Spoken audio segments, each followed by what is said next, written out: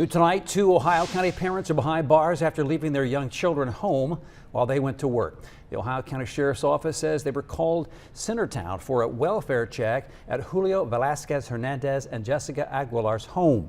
The deputies arrived on scene. They saw two young children alone at the home.